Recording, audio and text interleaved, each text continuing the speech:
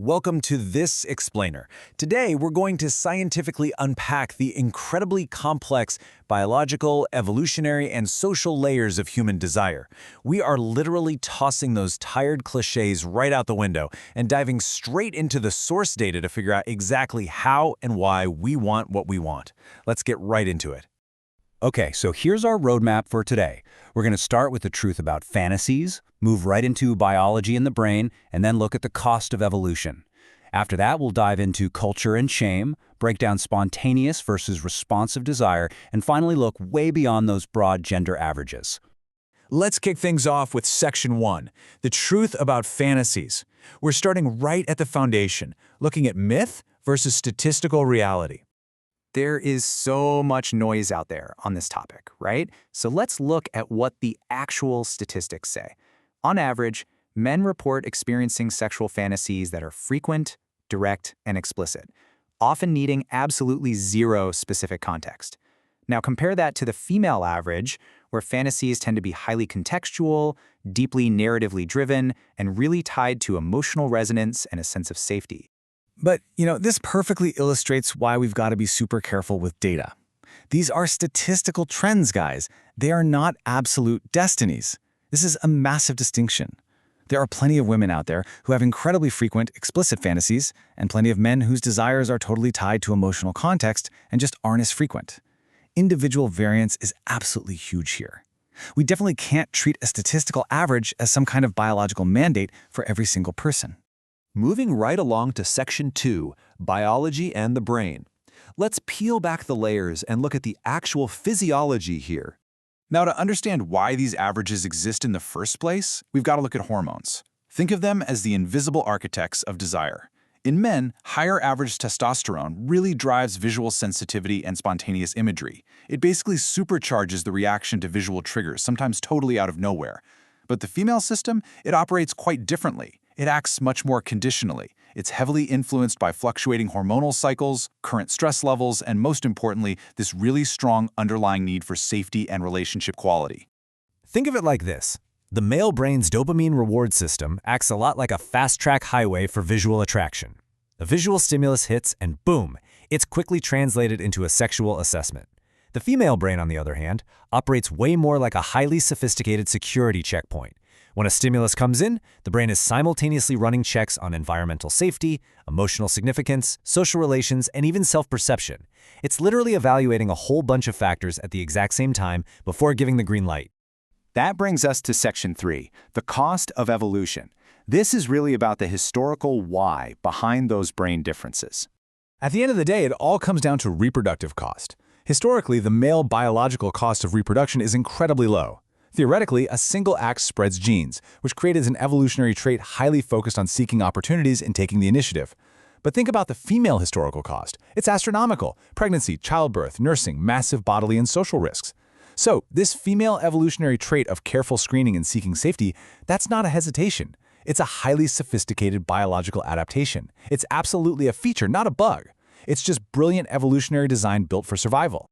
Let's shift gears a bit for Section 4, culture, upbringing, and shame. Let's explore how our environment plays into all of this. We really can't ignore how cultural conditioning heavily skews the way we even report our biology. From a really young age, boys are generally taught that expressing sexuality is totally normal. In fact, it's often celebrated as a sign of masculinity. Girls, though, they get the exact opposite message. They're taught their sexuality should be hidden, that they should be passive, and that desire must be strictly tied to romantic love. Because boys are encouraged to express this and girls are taught to suppress it, societal shame drastically skews the data we see. Women are basically conditioned to hide what they want. I actually want to slow down here for a second because this finding from the source material is just incredibly validating. The research shows us that if anonymous, long-term tracking is used and the element of shame is effectively removed from the equation, female sexual fantasy frequency rises significantly. The desire is absolutely there. It isn't missing. It's just culturally hidden, suppressed, and kept private because of all those heavy societal expectations. All right, Section 5, spontaneous versus responsive desire. We are getting into a major paradigm shift here. Modern research shows us that the real gap between men and women isn't actually about having fantasies. It's about how those fantasies are triggered and structured. Male triggers frequently involve immediate visuals, strangers, or explicit acts. Female triggers, however, are deeply rooted in situations. They involve emotional participation, the feeling of being understood, varying power dynamics, and a profound sense of intimacy. The engine is just as powerful, you guys. It just requires a totally different key to start it up. So, here's the crucial point. Women often experience what we call responsive desire. That means the desire doesn't just magically show up out of the blue. Instead, an environment of physical and emotional safety, attention, and connection really has to come first. Only after those elements are firmly established does the desire awaken and respond to the situation. It's the connection itself that activates the engine. We can easily contrast this with spontaneous desire, which is much more commonly experienced by men. This is desire that pops up totally independently. It shows up prior to any intimacy and acts as that initial trigger that makes you seek out a connection in the first place. But please hear this. A different starting mechanism absolutely does not mean a lack of capacity for desire. Responsive desire is every bit as intense and every bit as valid as spontaneous desire. And finally, Section 6. Beyond the gender averages. Let's bring all of this right back to you, the individual. When we look at the messy, real-world reality of human desire, individual factors completely override those broad statistical averages.